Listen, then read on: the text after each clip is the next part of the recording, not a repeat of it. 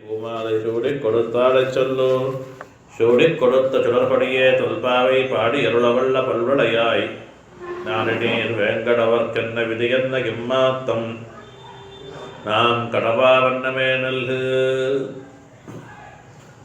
நாயகனாய் நின்ற நந்தகோபனுடைய கோவில் காப்பானே, படித்தோன்னும் தோரண வாசல் காப்பானே, மணிக்கதவன் தாழ்நிறவாய் ஆயர் சிறுமியரோமுக்கு அரைமறை மாயன் மணிவண்ணன் நன்னலே வாய் நேர்ந்தான்.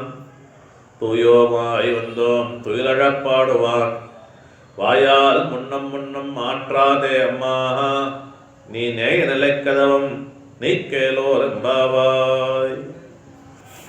திருப்பாவையினுடைய 16வது பாசுரம்.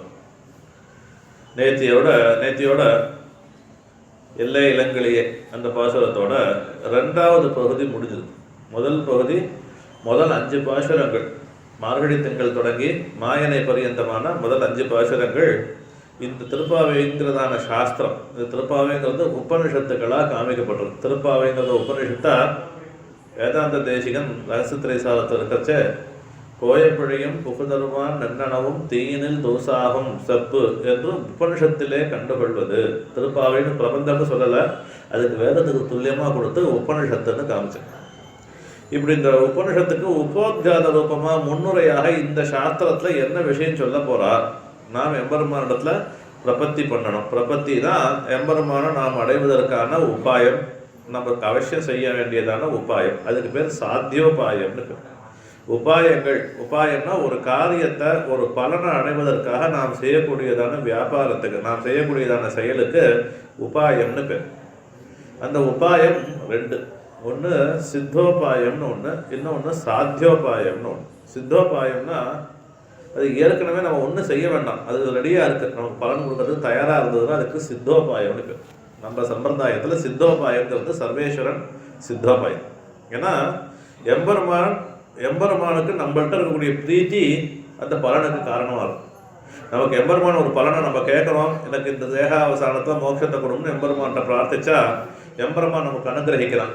எதனால் அனுகிரகிக்கிறான்னா நம்மள்கிட்ட இருக்கக்கூடிய ஒரு பிரீத்தினால நமக்கு அனுகிரகிக்கிறான். அப்போ இந்த பலனுக்கு மோட்சமாகிற நாம் கேட்ட பலனுக்கு எது காரணம் அப்படின்னா எம்பெருமானுடைய பிரீத்தி காரணம். அந்த பிரீத்தி தான் அதுக்கு நேரடியான உபாயம், அந்த பலனுக்கு உபாயம். சரி, எம்பெருமானுடைய பிரீத்தி எதனால உண்டாருது அப்படின்னா நாம் எம்பெருமான்கிட்ட பிரபத்தி பண்ணுறதுனால, சரணாகதி பண்ணுறதுனால இது உண்டாருது. அதனால அதுக்கு சாத்தியோபாயம். இந்த சாத்தியோபாயம்னா நம்மளாலே செய்ய தகுந்ததான வழி உபாயம். அந்த உபாயம் தான் 2, ஒன்றும் பக்தி, இன்னொன்று பிரபத்தி. இந்த பக்தி எப்படி இருக்கணும் அப்படின்னா தைலதாராவது அவிச்சின்ன ஸ்மிருதி சந்ததி ரூபா பக்தி அப்படின்னு நாரதருடைய பக்தி சூத்திரம்.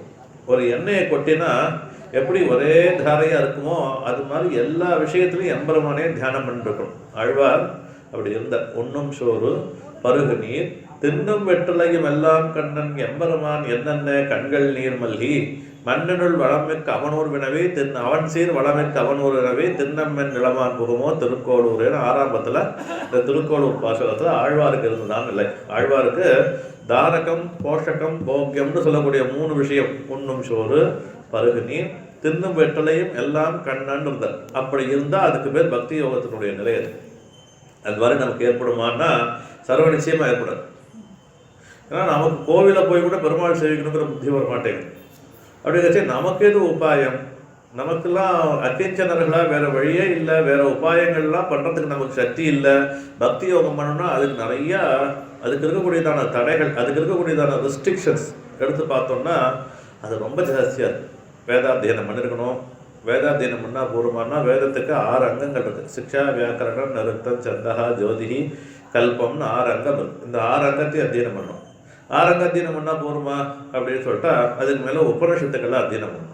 உபனிஷத்துக்கள்லாம் அத்தியனம் பண்ணால் போருமா அப்படின்னா அதுக்கு மேலே கர்மாக்கள்லாம் வேதத்தில் சொல்லப்பட்ட யாகாதி கர்மாக்கள், சப்த சோம சம்ஸ்தைகள், சப்த பாக யஜ்யங்கள், சப்த ஹவித யஜ்யங்கள் இதெல்லாம் பண்ணணும். இதெல்லாம் பண்ணால் போருமா அப்படின்னா அப்புறம் பிரம்மத்தை பற்றி போய் கேட்கணும். பிரம்மத்தை பற்றி கேட்டால் போருமானா கேட்ட விஷயத்தை தியானம் பண்ணணும். தியானம் பண்ணுற விஷயத்தை எப்போதும் சதா தியானத்துக்கு கொண்டு பழக்கணும். எல்லாம் பண்ணியாச்சு. எல்லாம் கீழேருந்து கொண்டு வந்துட்டோம். பிராணன் போகிற காலத்தில் ஏறதோ ஞாபகம் வந்து வந்தால் அத்தனையும் வீடு. சிறுக நினைவதோர் பாசம் உண்டால் பின்னும் வீடில்லை மறுகளில் ஈசனை பற்றி விடாவிடில் வீடகுதுன்னு ஒரு ஆழ்வார். 16 அடி கிணறு, 16 அடி டயா. ஒருத்தன் 2 பேருக்கு போட்டி, யார் இந்த கிணறை தாண்டது. ஒருத்தன் போனால் முதல் அடியிலேயே விழுந்துட்டான், 1வது அடியிலே விழுந்துட்டான். ஒருத்தன் 15 அடி தாண்டிட்டான். தாண்டினா என்ன பண்ணான்? ஏதாவது வித்தியாசம் உண்டோ? முதல் அடியில் விழுந்தவனுக்கும் 15வது அடியில் விழுந்தவனுக்கு ஏதாவது வித்தியாசம் உண்டோ? அது மாதிரி அவ்வளோ பக்தி யோகத்தை அவ்வளோ ஸ்ரத்தையாக பண்ணிவிட்டு கடைசியில் துளியோண்டு ஒரு ஸ்மிருதி, அந்திம ஸ்மிருதின்னு பேர். கடைசியில் உயிர் பிரிகிற காலத்தில் பகவான் தியானம் பண்ணணும். அப்படி நம்மளால் சொல்ல முடியுமா, நினைக்க முடியுமா அவனுடைய சங்கல்பம் இல்லைன்னா? ஜடபரதர் கடைசி காலத்தில் தான் வளர்த்த மான்குட்டியை நினச்சான். ஜடபரதன்னு ஒரு ராஜா. அந்த ராஜா எம்பெருமானை போய் ஆசிரியக்கணும், பக்தி யோகம் பண்ணணும்னு காட்டுக்கு போய் பக்தி யோகம் பண்ணிட்டு இருந்தார். அவர் நீராட போகிறச்சே ஒரு மான சிங்கம் துரத்தின்னு வந்தது. அந்த மான் வேகமாக பயந்துட்டு, சிங்கத்துக்கு பயந்துட்டு வேகமாக ஓடித்து. ஓடின அவசரம் அது கர்ப்பமாக இருக்கிற மான். அதனுடைய வயத்தில் இருக்கக்கூடிய குட்டி கீழே விழுந்துட்டு, கர்ப்பத்துலேருந்து குழந்தை கீழே விழுந்துட்டு. சிங்கத்துலேருந்து அந்த மான்குட்டியை இப்போதான் கண்ணு கூட திறக்கலை. அதை காப்பாற்றி கூட்டிகிட்டு வந்து தன்னுடைய ஆசிரமத்தை கூட்டிட்டு வந்து அதுக்கு வேண்டிய சுசுரூஷையெல்லாம் பண்ணி வளர்த்துன்னு வந்தால் கடைசியில் பிராண வியோகம் ஆகணும். பக்தி யோகம் நட்டரும் இல்லையோ, கடைசியில் பெருமாளை தியானம் பண்ணிக்கணும்.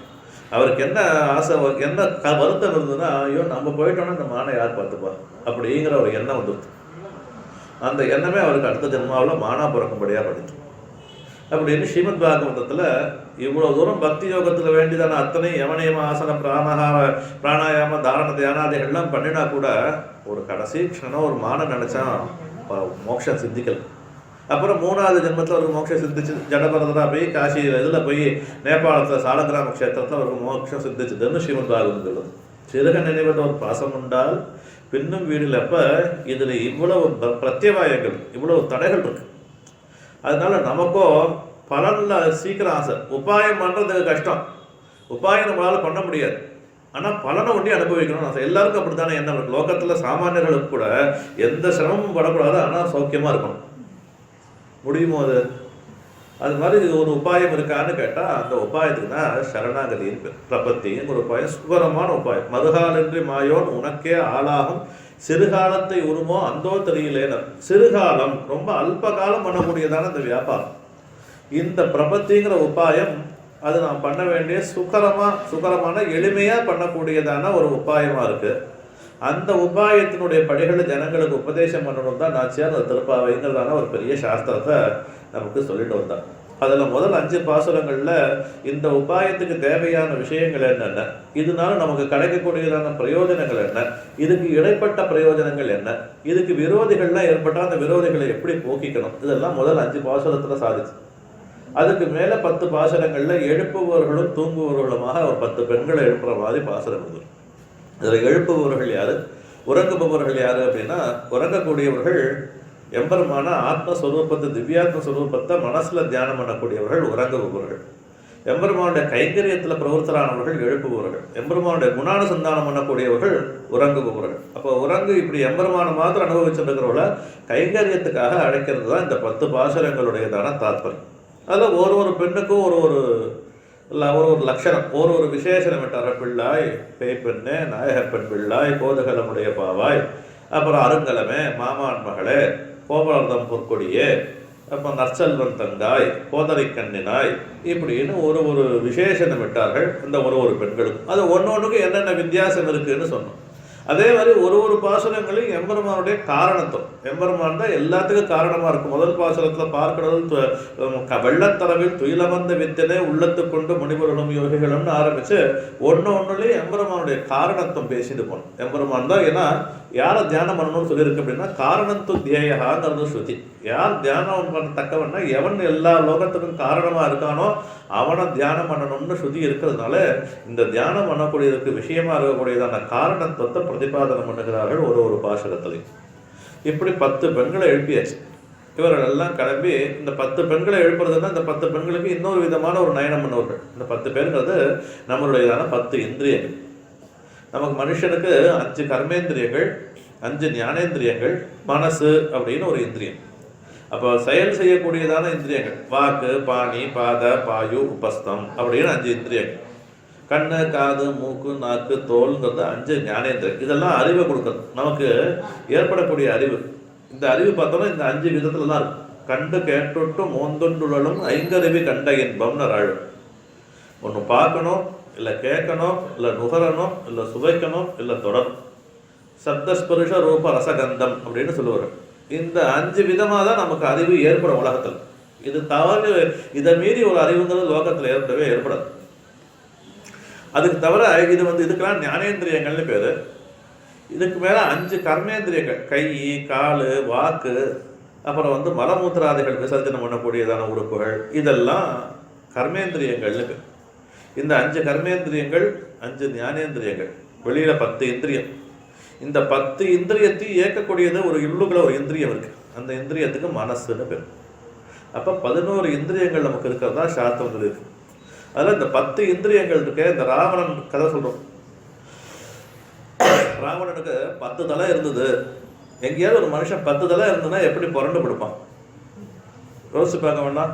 அப்போ 10 தலை இருந்து எப்படி அவனுக்கு 10 தலைனா என்ன அப்படின்னா, நம்மளுடைய அந்த ராமாயணம் அப்படிங்கிறது எங்கேயோ வெளியில் நடந்தது, லங்கையில் நடந்தது, இதில் நடந்ததுலாம் நடக்க வேண்டாம்.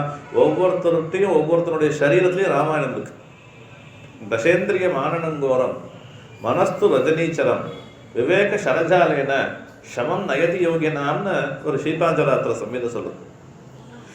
நமக்கு 10 இந்திரியம் இருக்கும் இல்லையா, நம்மளோட மனசுங்கிற அரக்கனுக்கு இந்த 10 இந்திரியங்களும் 10 தலைகள். தசேந்திரிய மானனம் கோரம். இந்த இந்திரியத்தின் இந்த அரக்கன் என்ன பண்ணிட்டான், இந்த எம்பெருமானுக்கு சொந்தமான உசுருங்கிறதான சீதையை தன்னோடதுன்னு பிடிச்சு வச்சுட்டான். அந்த சரீரம் என்னோடது, நான் எனக்கு சுதந்திரன், எனக்கு சுவாமி கிடையாது அப்படின்னு நம்ம நினச்சிக்கிறோம். அப்போ ராமர் சரவருஷத்தை வருஷித்து எப்படி இந்த சீதையை மீட்டாரோ அது மாதிரி நாம் என் விவேகத்தை தெரிஞ்சு எம்பெருமானத்தை சரணாகதி பண்ணி நீ நம்மளுடைய சொரூபத்தை பெறணும். இதுதான் ராமாயணம். இப்போ ராமாயணம் வெளியில் இருக்கா உள்ள இருக்கா? ஒவ்வொருத்தருக்குள்ளேயும் ராமாயணம் இருக்கு. ஆக இப்படி இந்த இந்திரியங்களை எழுப்பக்கூடியதாக இந்த 10 பாசுரங்கள். ஏன்னா இந்திரியங்கள் என்ன பண்ணும் அப்படின்னா, இந்திரியங்களுடைய ஸ்வபாவம் என்ன அப்படின்னா துர்நிகிரகம் சலம்னு. அதை போய் நம்ம போய் கட்டுப்படுத்துறதுங்கிறதுலாம் முடியவே முடியாது. இந்திரியங்களை கட்டுப்படுத்துறதுங்கிறது சர்வதா முடியாது. அப்போ என்ன தான் பண்ணணும் அப்படின்னா, இந்திரியங்களை கட்டுப்படுத்த முடியாது தான். ஆனால் மடமாத்திரம் தான். வயலில் ஜலம் பாய்க்கணும்னா இந்த வயலுக்கு போகணும்னா ஒரு மடையை திறந்து விட்டால் அந்த ஜலம் அந்த வயலுக்கு பாயும். அது மாதிரி மடமாற்ற முடியும் இல்லையோ. ஜலத்தை பிரவாக காவேரி ஜலத்தை தடுத்து நிறுத்த முடியாது. ஜலத்தை மடம் பண்ணி இல்லாட்டி இது மாதிரி சின்ன வாய்க்கால் மாதிரி வெட்டி ஜலத்தை நம்மளுடைய வயலுக்கு எப்படி இழுத்துக்கிறோமோ அது மாதிரி இந்த இந்திரியங்களும் விஷயங்களும் சம்பந்தப்படுறத, புலன்களும் விஷயங்களும் சம்பந்தப்படுறத நம்மளால் தடை செஞ்சு நிறுத்த முடியாது. ஆனால் அதை வேற விஷயமா மாற்றிக்கணும். எப்படின்னா, லோக விஷயமா பண்ணுறத விட எம்பெருமான் விஷயத்தில் பண்ணுறது, எம்பெருமானுடைய திவ்யமங்கல விக்கிரகத்தை சேவிக்கிறது, அவனுடைய புகழை பாடுறது, அவனுடைய பிரசாதத்தை சுவைக்கிறது, அந்த சுகந்தத்தை நுகர்றது, இப்படி எல்லா இந்திரியங்களையும் எல்லா புலன்களையும் பகவத் விஷயத்தில் ஈடுபட்டு அதுக்கோ இந்திரியங்களுடைய சுபாவம் விஷயங்களோட சம்மந்தப்பட்டே இருக்கிறது. அதனால விஷயத்தை வேணா மாற்றிடணும், இந்திரியத்தினுடைய செயலை மாற்ற முடியாது. இப்படி மாற்றி தான் நமக்கு மனசு கட்டுப்பாடு ஏற்படும். அப்போ இதெல்லாம் தான் இந்த பாசுரத்தில், இந்த 10 பாசுரங்களை இந்த இந்திரியங்களை எப்படி எம்பெருமான் விஷயத்தில் இருந்தாலும் கான், கேட்டீரோ, கேளீரோ, இப்படின்னு ஒரு பாசுரத்தையும் இந்திரியங்களுடைய வியாபாரத்தை பகவத் விஷயத்தில் சேர்த்து சொல்லிட்டே வந்தால் இந்த 10 பாசுரங்கள். இப்படியாக 10 பெண் பிள்ளைகளை எழுப்பியாச்சு. எல்லை இளங்கிலேயே பரியந்தமாக 10 பெண் பிள்ளை எடுத்துட்டார். இப்போ வல்லானை கொன்றானை மாற்றானை மாற்றடிக்க வல்லானை மாயனை பாடையிலோரும் பாவாயின்னு நேத்திய பாசுரம் முடிஞ்சது. வல்லானை கொன்றானைங்கிறதுக்கு 2 அர்த்தம் சொன்னோம். வல்லானைனா வன்மை பொருந்தியதான யானை, கோவலையா பீடம். வல்லானை கொன்றானை இல்லாட்டி வல்லானை அப்படின்னா நல்லா பராக்கிரமசாலியாக இருக்கக்கூடியதான பிரம்மருத்ராதிகள் என்ன, இல்லை ஒரு ராவணாதிகள் என்ன, இவரெல்லாம் வல்லானை கொன்றானை. மாற்றானை மாற்றழிக்க வல்லானை. மாற்றானை வல்லானைக்கு எதிர்த்தட்டா இருக்கக்கூடியதான யானை கஜேந்திர ஆழ்வான். கஜேந்திர ஆழ்வானுக்கு ஏற்பட்டதான மாற்றுங்கிற சப்தத்துக்கு துக்கம்னு. கஜேந்திர ஆழ்வானுக்கு ஏற்பட்ட துக்கம் அந்த முதல்ல காலை பிடிச்சது. அதை போக்கினா கஜேந்திர ஆழ்வானுக்கு முதல்ல பிடிச்சதுங்கிறது துக்கம் இல்லை. இந்த புஷ்பத்தை எம்பெருமானுக்கு செவ்வி மாறாதே அதனுடைய வர்ணம் பாடி போகிறதுல பெருமானுக்கு புஷ்பத்தை சமர்ப்பிச்சிடணும்னு ஆசை. அகலரும் பொய்கையன்வாய் நின்றுதன் நேர்களேந்திய ஆணையின் நெஞ்சிற தீர்த்தபிரான் நான்மலர் கொய்வான் வேட்கையினோடு சென்றழிந்த காணவர் வேழம் கையெடுத்தளர கராதன் காலனை கதுவ ஆணையன் துயரந்தீர புல்லூர்ந்து சென்று நின்று ஆழி தொட்டானே தேனவர சோலை மாடமாமயிலை திருவல்லிக்கேணி கண்டேனேன்னு திருமங்கையாழ்வார் விற்பருவிழும் பதிகத்தில் இந்த கஜேந்திர விற்த்தாந்தத்தை கஜேந்திரவர்தன் ஒரு பெருமாள் எழுதியிருக்கார். அவர் விஷயமாக இந்த விஷயத்தை சொன்னார். ஆனால் வல்லானை கொன்றானே மாற்றானே மாற்றழிக்க வல்லானை, இப்படி அகடித கடனா சாமர்த்தியம். அகடித கடனா சாமர்த்தியம்னா செய்ய முடியாது செய்யக்கூடியதான சாமர்த்தியம். அது எம்பெருமானுக்கு சர்வசக்தித்துவம்னு ஒரு குணம் உண்டு. சர்வசக்தித்துவம்னா என்ன அப்படின்னு கேட்டுட்டார்கள். எங்கள் கத்திய பாஷ்யத்தில் தேசிகன் கேட்டுட்டார், சர்வசக்தினா என்ன அப்படின்னு கேட்டுட்டார். சர்வசக்தித்துவம் நாம கர்த்தும் அகர்த்தும் அன்னிதா கர்த்தும் யோக்கியம் அப்படின்னு வியாக்கியானம் பண்ணார். ஒரு வேலையை செய்யறதுக்கும் ஒரு வேலையை செய்யாமல் ஒழிவதற்கும், நமக்கு வேலையை செய்யறதுக்கும் யோகியதை இல்லை. தனியாக சுதந்திரமாக எம்பெருமானுடைய அபேட்சை, எம்பெருமானுடைய அனுகிரகம் இல்லைன்னா ஒரு வேலையை நம்மளால் தனியாக பண்ண முடியாது. ஏன்னா நம்ம என்னமோ நம்ம சுதந்திரமாக எல்லா காரியத்தையும் பண்ணுறோம்னு நினச்சிருக்கோம். ஆனால் ஒரு ஒரு ஒரு துளி கூட நம்மளால் சுதந்திரமாக எந்த காரியத்தையும் பண்ணிட முடியாது. அடுத்தவருடைய அபேட்சை. சாதாரண நம்ம நித்தியப்படியில் குளிச்சு வேஷ்டி விடுத்துன்னு ஒரு ஆகாரம் சாப்பிட்றது முதல்ல அதுக்கு பல பேருடைய சம்மந்தம் நமக்கு இருந்தால் அப்படிதான் நமக்கு அந்த காரியமே நடக்கும். அப்படிங்கச்சு நமக்கு எங்கேருந்து சுவாதந்திரியம் வந்தது? நம்ம தனியாக ஏதாவது நம்மளே விவசாயம் பண்ணி நம்மளே அரிசி பருப்பெல்லாம் உண்டாக்கி நம்மளே துணிமணியெல்லாம் உண்டாக்கி நம்மளே எல்லாம் பண்ணிட்டோம்னா யாரோ பண்ணி கொடுத்ததுனால அவருடைய சம்மந்தத்தோடு தான் நாம் இருந்துட்டோம். அப்போ லோகத்தில் சுதந்திரம், நான் சுதந்திரமாக பண்ணுறேன்னு ஒன்றுமே லோகத்தில் இல்லை. எல்லாரும் அடுத்தவர்களை எதிர்பார்த்து தான் இருக்கு. ஆனால் ஈஸ்வரனுக்கு அப்படி கிடையாது. அவன் யாரையும் எதிர்பார்க்க வேண்டியது.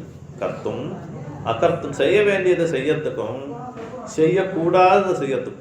அதை வேணால் நம்ம செய்வோம். எதெல்லாம் செய்யக்கூடாதுன்னு சாஸ்திரம் சொல்லியிருக்கோ அதை முதல்ல செய்யணும். மா களஞ்சம் பக்ஷே அப்படிங்கிறது சாஸ்திரம். நான் சொன்னால் விரோதம் இது அப்படின்னு ஆழ்வார் சொல்லியிருக்காரு. அதெல்லாம் இங்கே இந்த விஷயத்து இந்த வாக்கியங்களுக்கெல்லாம் விரோதம் வந்துடும். நான் வெங்காயம் சாப்பிடாதுங்கிறது சாஸ்திரம், வேற ஒன்றும் சொல்லலாம்.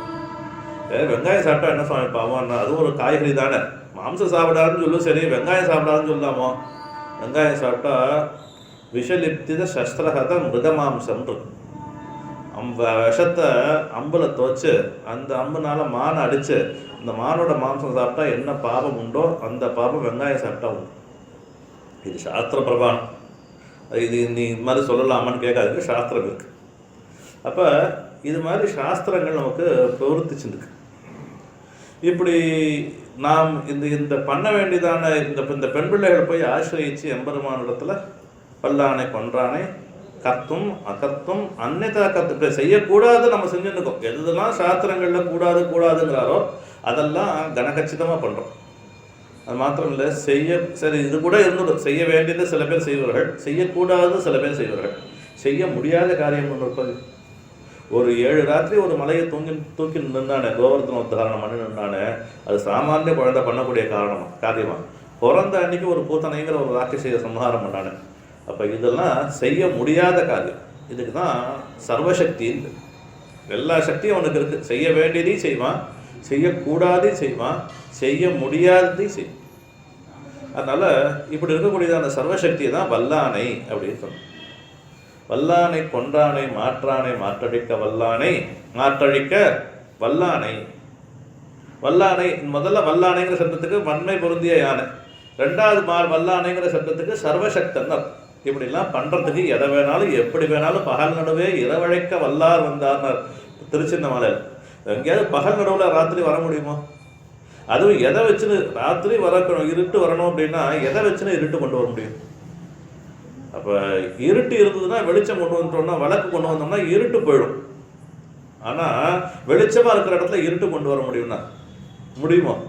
ஜெயத்ரதனுடைய வதத்தில் அது மாதிரி பண்ண. ஜெயத்ரதனுக்கு ஒரு மகாபாரத யுத்தத்தில் ஜெயத்ரத வதம் ஆகணும். அப்போ பாஞ்சாலிக்கு கொடுத்ததான அந்த அவளுக்கப்பட்ட கடனுக்காக அந்த பகல் நடுவே இரவழைக்க வல்லார் அப்படின்னு சொன்னான். திருநீர்மலை பாசுரத்தில் ஆழ்வார் அலமன்னு மடல் சுரிசங்கமெடு தடதாழியினால் அணியார் உருவில் புலமன்னு வடம்புனை கொங்கையினால் பொறைதீர முனாள் அடுவாள் அமரில் பல மன்னர் படச் சுடராழியினால் பகலோன் மறைய பணிகொண்டனிசேர் நிலமன்னனுமாய் உலகாண்டவனு கிடமா மலையாவது நீர்மலையே அப்படின்னு திருநீர்மலை பாசுரத்தில் இந்த விற்த்தாந்தத்தை சொல்லும். பலவண்ணர் பட சுடராழியினால் பகலோன் மறைய பணிகொண்டுன்னு எல்லா ராஜாக்களும் ஜெயத்ரதாதிகள் எல்லாம் சம்ஹாரமாம்படியாக முடியும்படியாக அந்த இருட்டை எப்படி வரவழைச்சார்? சூரியனை போக்கி இருட்டு வரவழைக்கணும். சூரியனுடைய வெளிச்சத்தை போக்கி இருட்டை வரவழைக்கணும். அப்போ இருட்டை எதை கொண்டு வரவழைச்சான்னு கேட்டால், இந்த சூரியனை விட பவர்ஃபுல்லாக இருக்கக்கூடிய தன்னுடைய திருவாழி ஆழ்வான சகசிராதித்ய சங்காசமாக இருக்கக்கூடியதான திருவாழி ஆழ்வானை கொண்டு வந்தார். அதுவும் தேஜஸ் ஆச்சு. அப்போ எப்படி இருட்டு வந்திருக்கும்? சக்கரத்தாழ்வாரும் தேஜஸ் தானே, அப்படி கட்சி இருட்டு எப்படி வந்திருக்கும்? இன்னும் வெளிச்சம் ஜாஸ்தியானா போயிருக்கணும் அப்படின்னு கேட்டால் நம்மளே பார்க்கணும். நல்ல வெயில் காலத்தில் ஒரு அகல் விளக்கு ஏற்றி வச்சோம்னா நம்ம கண்ணுக்கு தெரியுது அந்த விளக்கு. வெயிலோட வெளிச்சத்தில், வெயிலோடைய அந்த சண்டத்தால் நமக்கு அந்த வெளிச்சம், விளக்கோடைய வெளிச்சம் நம்ம கண்ணுக்கு தெரியாது. நல்ல மத்தியானம் நல்ல வெயில் காலத்தில் மத்தியான வேலையில் நடு ரோட்டில் போய் ஒரு விளக்கு ஏற்றி வைப்போம், தெரியாது யாரும். அது மாதிரி சூரியன் இருந்தான். அப்போ இப்படி பகல் நடுவே இரவழைக்க வல்லா இருக்கார் இல்லையா, இந்த சக்தி தான் சொன்னார். வல்லானை கொன்றானை மாற்றடிக்க வல்லானை மாயனை. இப்படி ஆச்சரியமான சேட்டிதங்கள் பண்ணக்கூடியவனை மாயனை பாடுன்னு இப்படி பாடி எல்லா பெண்களுமாக சேர்ந்து எம்பெருமானை போய் எழுப்பணும். அப்போ எம்பெருமானை எப்படி எழுப்பணும் அப்படிங்கிற சம்பிரதாயம் தெரிஞ்ச பெண்கள். சரி, இங்கே என்ன கேள்வி? அதுக்காக துவார வாசல் காப்பாளர்களை எழுப்பி அதுக்கப்புறம் எம்பெருமானை நமக்கு காட்டி கொடுத்ததான நந்தகோபன் என்ன, யசோதை என்ன, இவர்கள்லாம் சேவிச்சு அவர்களை எழுப்பி எம்பெருமானை எழுப்பி பிராட்டி எழுப்பி இந்த கிரமத்தில் மேல் பாசுரங்கள் போயிடுது. என்ன கேள்வி? கீழே 1000 சிறுமியர் அப்படின்னு சொன்னார். அந்த ஆய்ப்பாடி செல்வச் சிறுமியர்கள் மார்கழி திங்கள் முதலால் நீராட போதுமினோ நேரடியில் சீர்மல்கும் ஆய்ப்பாடி செல்வச் சிறுமியர்கள்னு சொல்லியிருக்காருல. சின்ன குழந்தைகளுக்கு சமுதாச்சாரம் தெரியுமாண்ணா? யார் இடத்துல எப்படி பேசணும்னு தெரியுமாண்ணா? சின்ன குழந்தைகளுக்கு தெரியாது இல்லை எப்படி பேசணும், யாருக்கு என்ன மரியாதை கொடுக்கணும்னு தெரியாது இல்லை. ஆழ்வார் மதியினால் குரல்வானாய் உலகிறந்த உள்ள கல்வருக்குன்னு திருவாய்மொழியில். ஆனால் கொள்வன்னான் மாவழி மூவடி தாயன்ன கல்வனே. போனதோ சின்ன பிரம்மச்சாரி வேஷம், குழந்தை வேஷம். போய் எப்படி கேட்கணும், பிச்சை கேட்டு பழக்கமில்லை. ஏன்னா சர்வேஸ்வரியன் ஏகைஸ்வரியனா இருக்கான். பிராட்டிக்கு கேள்வனா இருக்கக்கூடியவன் யார்ட்டையும் பிச்சை வாங்க வேண்டியதில்லை. முதல்ல பிச்சைக்கு போகிறான், மகாபலிகிட்ட பிச்சை வாங்கிறதுக்கு போகிறான். அதுவும் குழந்தை பருவம். அந்த வார்த்தைகளை எப்படி கேட்கணும், அதை யாரும் சந்தோஷம் எப்படி, ஏன்னா ஒருத்தண்டவே நம்ம ஒரு காரியம் சாதிக்கணும்னா அவனை கொண்டாடி, அவன் உன்ன மாதிரி உண்டா இந்திரன் சந்திரன் கொண்டாடி அவன்கிட்ட காரியம் சாதிச்சுக்கணும். பெருமாள் அப்படின்னா பேசுறேன். மாவலி அப்படின்னு கூப்பிட்டான். அவனோ பெரிய சக்கரவர்த்தி. கோயிலுக்கு போது சின்ன பையன் பிரம்மச்சாரி, பேர் சொல்லி கூப்பிடலாமா? அது கூட தெரியலங்க. மாவலி மூவடித்தா எப்படி கேட்கணும்? ராஜா எனக்கு 3 அடி மண்ணு கொடுங்கோ அப்படின்னு தயவா கேட்க வேண்டியிருக்க, கெஞ்சி கேட்க வேண்டியிருக்க, அதிகாரமாக கேட்டானா. மூவடி தா அப்படின்னா கொள்வன் நான். சரி, நீ தான்னு சொன்னாலும் இல்லையா, நீங்கள் தந்தா எனக்கு சந்தோஷமா இருக்கணும்னு சொல்லணும். கொள்வன் நான் எடுத்துக்கிறேன், நீ 3 அடி கொடு அப்படின்னா. இப்படி போய் பேசலாம் அண்ணா? இது பேசுறது இப்படியா ஒரு ராஜாட்ட போய் கேட்பார்? கேட்டார், வியாக்கியானத்தில் கேட்டார். இப்படி போய் ஆழ்வார் கேட்டார், பெருமாள் இப்படி கேட்டார். ஏன் இப்படி கேட்டார் அப்படின்னு கேட்டார். பிக்ஷையிலே அதிகரித்து அறியாதார் அடிப்படையினாலே இன்னபடி பிக்ஷை எடுக்க வேணும் என்கிற கிரமம் தெரியல. அப்ப இங்க ராமநாவதாரத்துல எப்படி கேட்கணும், பிச்சை கேட்கறதுக்கு கூட ஒருத்தட்ட போய் எப்படி பிச்சை கேட்கணுங்கிற கிரமம் கூட தெரியல. குழந்தையா பருவத்தினாலேயும் இதுவரை அவனுக்கு பிச்சை எடுக்க வேண்டிய தேவை இல்லாதபடியினாலேயும் தெரியல அப்படின்னு அங்கே வியாக்கியானம் பண்ணார்கள். இங்கேயோ இந்த பெண்களும் சிறு பெண்கள். அப்போ சிறு பெண்களுக்கு சமுதாச்சாரம் யார்கிட்ட எப்படி பழகணும் அப்படின்னு தெரியுமான்னு. ஆனால் இந்த பெண்கள் அழகா எப்படி சாஸ்திரத்தில் எப்படிலாம் சொல்லியிருக்கோம். தைரேவ அனுமதா அப்படின்னு தூராதேவ பிரணம்ய உத்தாயோத்தாய புனப்புனகா பிரணம்ய அப்படின்னு வைகுண்ட கத்தியத்தில் சொன்னார். வைகுண்டத்துக்கு போனால் துவாரபாலகர்களை போய் உழுந்து சேவிங்கள். ஒரு தடவை சேவிக்கப்படாது. உத்தாயோத்தாய புனப்புனகா பிரணம்யங்கிற பாஷ்யகரம். இப்படி சேவிச்சு அவர்கிட்ட அனுமதி வாங்கிட்டு உள்ளுக்குள்ள போய் பெருமாளை சேவிக்கணும்னு இதுதான் சாஸ்திரம். இது யார் சொல்லிக் கொடுத்தா? அந்த பிள்ளைகளுக்கு. இதெல்லாம் சின்ன பிள்ளைகள். இதுகளுக்கு யார் இந்த விஷயத்தை சொல்லிக் கொடுத்தா அப்படின்னு கேட்டால், இதுக்கு ஆழ்வான் ஒரு நிர்வாகம் பண்ணிப்பார். குளிகை கைப்பட்டவனுக்கு தொட்டதெல்லாம் பொன்னா போலே. கையில் ஒருத்தனுக்கு ரசவாத குளிகை இருந்துச்சுன்னா சித்தர்கள்லாம் அந்த ரசவாதம் பண்ணி அந்த குளிகை ஒன்று பண்ணுவான் மாத்திரம். அந்த ரசவாத குளிகை இருந்துச்சுன்னா அவன் எதை தொட்டாலும் தங்கமாக போயிடும். இரும்பை தொட்டால் இரும்பு தங்கமாக போயிடும். அது மாதிரி இவர்களுக்கு குளிகை கைப்பற்றுறது, கண்ணனே கைப்பட்டாச்சு. அப்போ இவர்களுக்கு இந்த சாஸ்திரார்த்தம் தெரியாதான்னு. அதனால இங்க திருவாயில் காப்பவனை எழுப்புகிறாங்க. அதுக்கு மேல கொடுத்தோன்னும் தோரண வாசலா காக்கக்கூடியவனை இப்படி 2 பேரும் இந்த பாசுரத்தில் எழுப்புறாரு. அதுல முதல்ல நாயகனாய் நின்ற நந்த கோபனுடைய கோவில் காப்பானே முதல் வரி. நாயகனாய் நின்ற. இப்போ இதில் சந்தேகம் வந்துடுத்து, இதில் நாயகன் யார்? ஏன்னா இதில் 3 பேர் பேசப்பட்டது. யார் யார்?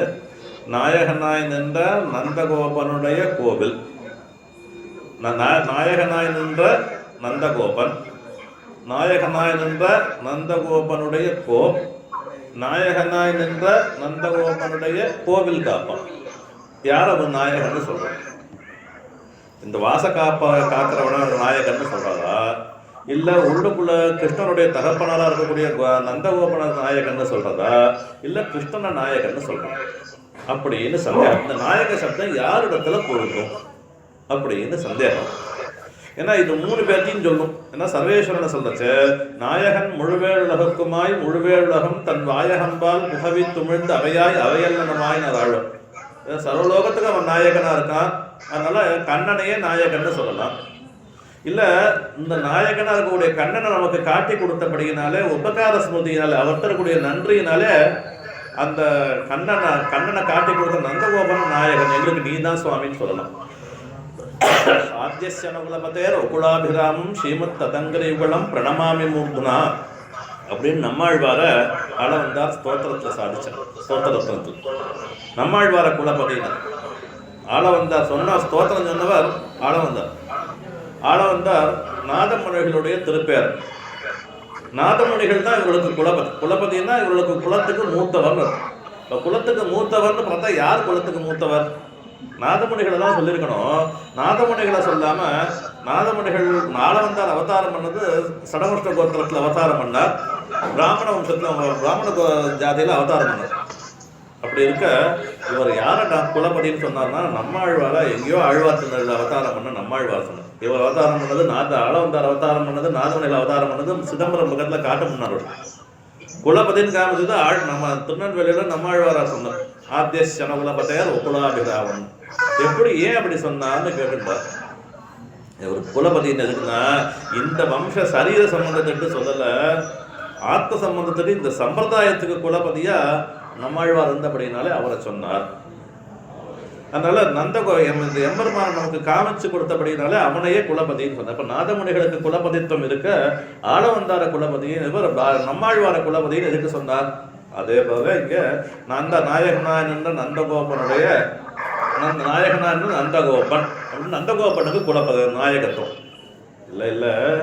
இந்த நந்தகோபனையும் நந்தகோபனாலே காட்டி கொடுக்கப்பட்ட கண்ணனையும் நமக்கு காப்பாற்றி கொடுக்குறானோ இல்லையோ, யார் எந்த ஒரு துஷ்ட ஜந்துக்களோ துஷ்டர்களாலே அந்த உள்ளுக்குள்ள புகாதபடி காப்பாற்றி கொடுக்குறானோ இல்லையோ, அதனால இந்த துவாரபாலகர்களே நமக்கு நாயகர். அதனால துவாரபாலகர்களுக்கு நாயகத்துன்னு சொல்லுவோம். ஏன்னா சர்வான் தேவா நமஸ்யந்தி ராமஸ்யார்த்தே மனிஷினஹான்னு அயோத்தியா கண்டத்துல ஸ்லோகம். ராமனுக்கு ராஜ்யாபிஷேகம்னு நிர்ணயம் பண்ணியாச்சு. நிர்ணயம் பண்ணிட்டா அன்னைக்கு அந்த கோவில் அந்த ஊர்ல அயோத்தியில இருக்கக்கூடிய எல்லா சாமிக்கும் அபிஷேகம் பண்ணாலும், ஒரு கல்லு கூட அந்த மயில் கல் கூட உடல் அத்தனைக்கும் பண்ணாலும். ஏன்னா யாரால எங்க எப்ப விக்னம் வரும்னு தெரியாது. அதனால அந்த ஊர்ல இருக்கக்கூடிய ஜனங்கள் போற வர சாமிக்கெல்லாம் அன்னைக்கு எல்லாத்துக்கும் பூஜை. அது மாதிரி இங்க யாரால கிருஷ்ணானுபவத்துக்கு விக்னம் வரும்னு தெரியல, அதனால எல்லாரையுமே நாயக்கன்னு சொல்றோம். அப்ப துவாரபாலகனையும் நாயக்கன்னு சொல்றா, உள்ளுக்குள்ளக்கூடிய நந்தகோபனையும் நாயக்கன்னு சொல்றா, கண்ணனையும் நாயக்கன். ஆனா இவர்களுக்கு என்ன சந்தேகம்? இவர்கள்லாம் பரமேகாந்திகளாச்சு. ஆழ்வார் உன்னித்து மத்தோர் தெய்வம் தொழால் அவனையெல்லாம் நும்மெச்சை சொல்லி நின்றோல் குலைக்கப்படும் வண்ணமேல் மன்னப்படும் மறைவானனை மண் துவராபதி மன்னனை ஏத்துவன் ஏத்தலும் தொழுதாடுமேனர்.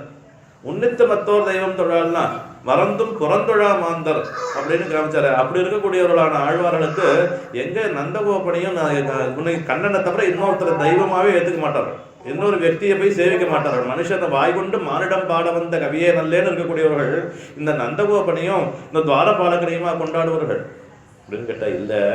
இங்க அவர்களுடைய பாவம் என்ன அப்படின்னா, எல்லாம் கண்ணன் தான். நாயகனான் என்ற நந்தகோபனுடைய இந்த கோயில் அப்படிங்கிற சப்தத்தை நந்தகோபனுடைய இல்.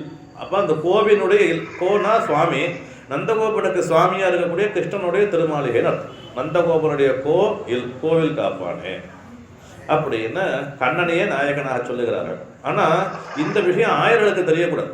நமக்கு ஹிருதயத்தில் இருக்கக்கூடிய விஷயம் அடுத்தவாளுக்கு தெரியக்கூடாது. ஆனால் அவளை கொண்டாடுற மாதிரியும் இருக்கணும். இது மாதிரி சாட்டுவார். ஏன்னா நானாதாய் நாவுடையாய் அப்படின்னு கீழே நல்லா பேசக்கூடிய சாமர்த்தியம் இருக்கு இல்லையா? இந்த பேசுறதுல சாமர்த்தியம் என்னன்னா, இதில் அடுத்தவனை கொண்டாடுற மாதிரி இருக்கணும், அதே சமயத்தில் அவனை கொண்டாடவும் கூடாது. அது மாதிரி பேசுறதுங்கிறது ரொம்ப சாமர்த்தியமான வார்த்தை பேச்சு.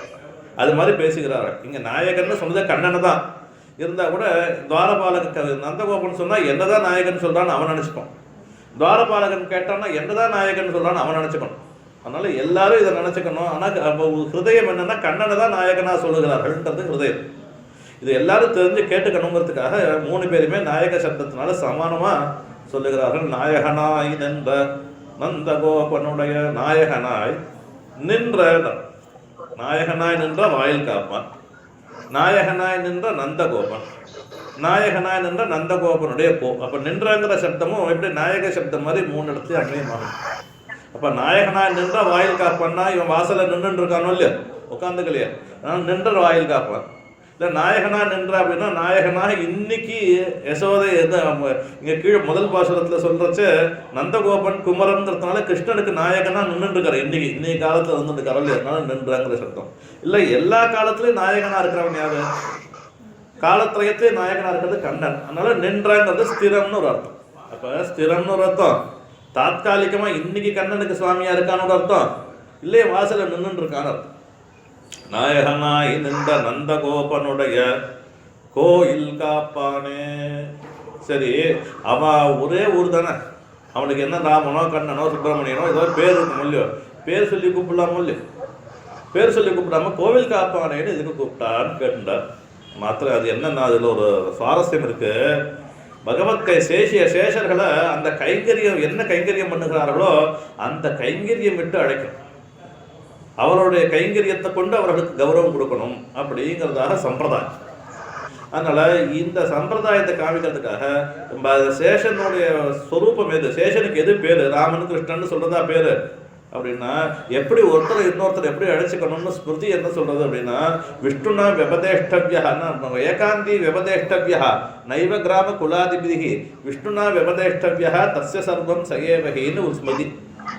ஏகாந்தி விவதேஷ்டவியா ஒருத்தரை கூப்பிட்றச்ச எப்படி கூப்பிடணும் அப்படின்னா, அவள் எம்பெருமானுக்கு என்ன கைங்கரியம் பண்ணுகிறார்களோ அந்த கைங்கரியம் விட்டு கூப்பிடணும். ஸ்ரீரங்கத்தில் பார்க்கலாம், பெருமாளுடைய மாலை கைங்கரியம் பண்ணிட்டுருக்கா, மாலை கொண்டு வந்து கொடுக்கணும்னா அவனுக்கு மாலை கொண்டு வரவனுடைய பேர் நிச்சயமாக தெரியும். அங்கே கோயிலில் கைங்கரியம் பண்ணுறவாளுக்கு அப்படி கூப்பிட மாட்டான். திருமாலை அப்படின்னா அல்லப்பாளாம். அப்போ அவள் பண்ணக்கூடிய கைங்கரியத்தை இட்டு அவளை கூப்பிடணும். அரையர்களுக்கு அவளுடைய கைங்கரியத்தை இட்டு கூப்பிடணும். அர்ச்சகாலுக்கு அவருடைய கைங்கரியத்தை இட்டு கூப்பிடுறது. அப்போ எது பேர் அப்படின்னா அவர்களுடைய பண்ணக்கூடியதான கைங்கரியம் தான் அவர்களுக்கு பேர் அப்படிங்கிற ஒரு விஷயத்தை இது சாஸ்திரங்களில் காட்டப்பட்ட விஷயம். ஏகாந்தி விபதேஷ்டவியா நைவ கிராம குலாதிபிகி அவருடைய பேரையோ அவருடைய வம்சத்தையோ இட்டு கூப்பிடக்கூடாது, அவருடைய ஊர் இட்டு சொல்லவும் கூடாது. அப்போ எப்படி கூப்பிடணும் அப்படின்னா, விஷ்ணுனா விபதேஷ்டவியா பகவன் நாமாவை இட்டு கூப்பிடணும், அவர் பண்ணக்கூடிய கைங்கரியத்தை இட்டு கூப்பிடணும். தஸ்ய சர்வம் சயேவகி அப்படின்னு பிரமாணம் இருக்கு. அதனால தான் ஆதிசேஷனுக்கு சேஷன்னு பேர். ஏன் சேஷன் அவனுக்கு பேர் அப்படின்னா, அவனுக்கு பேரே அதுதானா அப்படின்னு கேட்டால், நிவாச சையாசன பாதுகாம்சுக உபதான வருஷாதப வாரணாதிபிகி ஷரீரபேதைஹி தவ சேஷதாங்கதைஹி யதோச்சிதம் சேஷ இதீரிதே ஜனைஹி. பெருமாளுக்கு பல சரீரங்களை எடுத்துட்டு பல கைங்கரியங்களை பண்ணுறான். எம்பெருமானுடைய தாசபூதனாக இருக்கிறதையே தனக்கு சுரூபமாக கொண்டிருக்கிறபடினாலே, கைங்கரியத்தையே தனக்கு சுரூபமாக கொண்டிருக்கிறபடினாலே அவனுக்கு சேஷன்னு பேர்.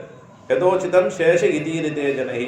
எப்படி சேஷனுக்கு சேஷன்னு திருநாமம் கைங்கரியத்தினால ஏற்பட்டதோ அது மாதிரி இங்கே இவர்களை கைங்கரியத்தினால கொண்டாடுறது தான், கைங்கரியத்தால் கூப்பிட்றது தான் அவர்களுக்கும் கௌரவம், இவர்களுக்கும் மரியாதை. அதனால நாயகனான் என்ற நந்தகோபனுடைய கோவில் காப்பானே இப்படின்னு சொன்னோன்னே இந்த பெண்களை ரொம்ப அழகாக பேசுகிறத கண்டு முதல் கட்டிலேருந்து அடுத்த கட்டுக்கு கதவை திறந்து உள்ளே விடுறோம். அதுக்கு மேலே உள்ளுக்குள்ள 2வது வாசலில் இருக்கக்கூடியவர்களை பார்த்து பேசுகிறார்கள். கொடித்தோன்றும் தோரண வாசல் காப்பானே. கொடித்தோன்றும் தோரண வாசல் அப்படின்னா கொடிமரம் வச்சிருக்கிறது என்னத்துக்கு அப்படின்னா, இந்த கண்ணனுடைய சந்ததி அர்த்தராத்திரியில் வரக்கூடிய எங்களுக்கு தெரியணும். ஸ்ரீரங்கத்தில் வெள்ள கோபுரம்னு ஒரு கோபுரம் இருக்குது, கிழக்கு கோபுரம். அந்த கோபுரத்துக்கு மிச்சம் பெயிண்ட் இல்லை, தேவஸ்தானத்தில் பணம் இல்லைன்னா பெயிண்ட் அடிக்காமல் வச்சுருக்காரு. என்ன அப்படின்னா, பழைய காலத்தில் அந்த கோபுரம் தான் வசதி, ரொம்ப அவசரமான கோபுரம் அதுதான். எங்கேருந்தோ தூரத்துலேருந்து வரவாளுக்கு ஸ்ரீரங்கம் வந்துட்டோன்னு தெரியணும். வெள்ளை வர்ணம் அடித்தோம்னா ராத்திரியில் வரவாளுக்கும் கூட அந்த கோபுரம் தெரியும். அதுக்காக தான் ஸ்ரீரங்கத்தில் அந்த கோபுரத்துக்கு வெள்ளை கோபுரம்னு வச்சேன். அப்புறம் தான் இப்போ தானே ராஜகோபுரம் ஒரு 30 வருஷத்துக்குள்ளே தான் ராஜகோபுரம் வந்தது. அதுக்கு முன்னாடி வெள்ளை கோபுரம் தான் பெரிய கோபுரம்.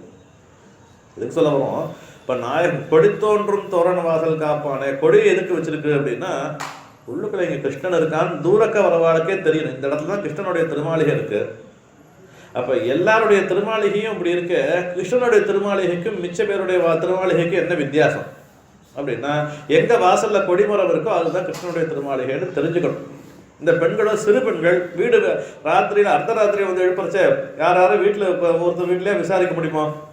அப்போ இவெல்லாம் தெரிஞ்சுக்கிறதுக்காக கொடித்தோன் வாசலில் கொடி நட்டு வச்சிருக்கிறது என்னத்துக்காக அப்படின்னா, நாங்கள் தரிக்கிறதுக்காக, கிருஷ்ணனுடைய திருமாளிகை வந்து கட்டிட்டோங்கிற தரிக்கிறது எங்களுடைய தரிப்புக்காகவும், நீங்கள் கண்ணனுடைய சத்பாவம் இங்கே கண்ணன் இருக்காங்கிறத காமிக்கிறதுக்காக தானே கொடி நட்டு வச்சிருக்கு.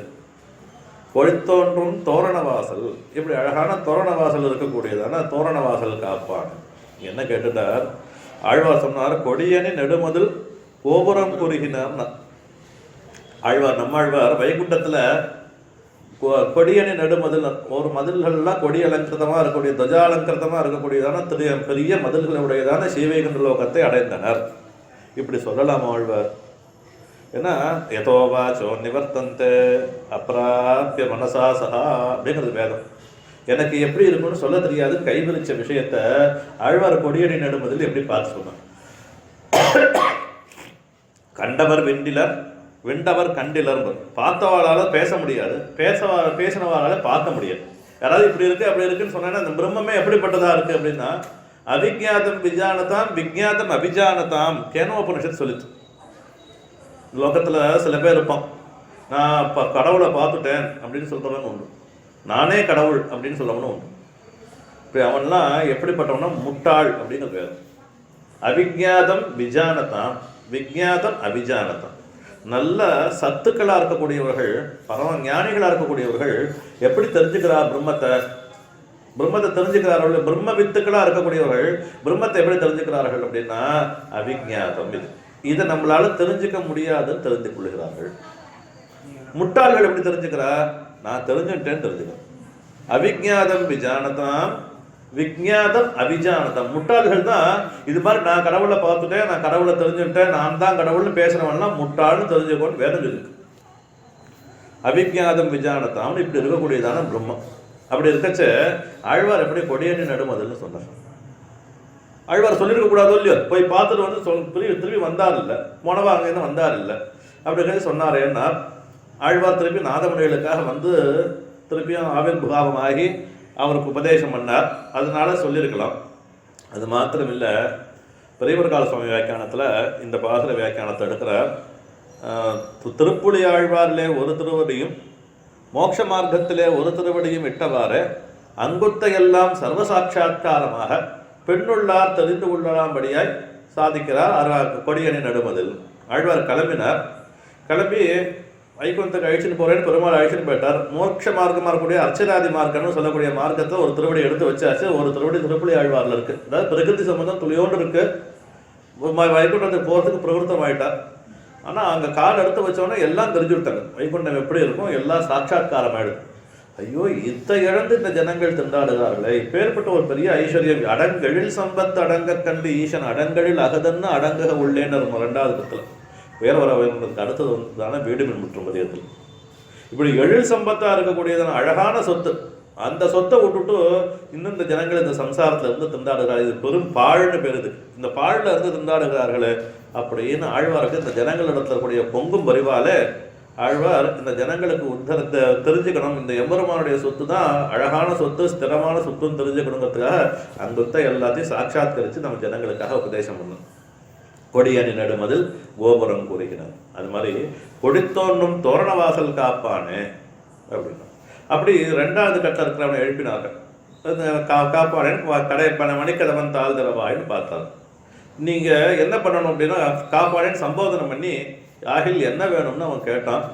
மணிக்கதவம் தாழ்திரவாய்.